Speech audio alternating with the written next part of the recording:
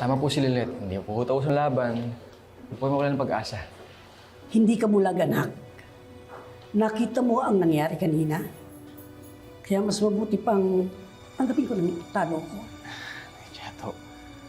Huwag po kayong ganyan.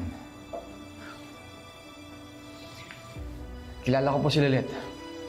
Nadapaman ngayon yun. Babangon po ulit yun. Naniniwala akong tutuparin yung pangako niya sa inyo. Umuwi ka na. Salamat. Silanggay. Nay, wala siyang ibang bukong bibig kundi kayo. Handa ho ba kayong biguin si Langgay? Ano sa tingin niyo kung malaman niya sumuko na kayo? Na sinukuan niyo po siya? Kailanman ay hindi ko sinukuan ang anak ko. Saro yung kaso ko. Nay, sorry pero... Tanggap ko na. Sa kabilang buhay na kami magkikita ng anak ko.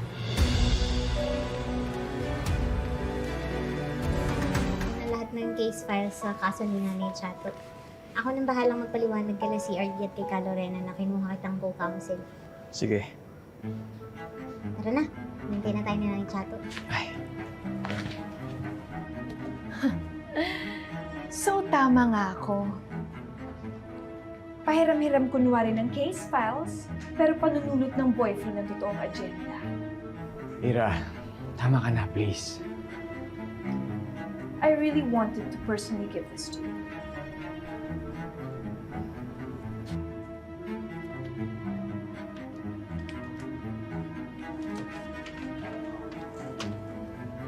Ew! Bony naman! I didn't think you would actually go this low! Literally and figuratively. What an insult! Ipagpapalit mo talaga ako sa babaeng to? Sa babaeng ilalampaso ko sa susunod na hearing? Paano mo naman nalampasin si Lilet kung kasama niya na akong makakaharap mo? What do you mean? Attorney Bonifacio Linaw, Chato Mercado's new co-counsel. You're kidding, right? This can't be happening. Hindi tayo pwedeng maglaban sa korte. Oh, I can smell your fear and desperation, attorney. Ako, duwag? I'll see you in court.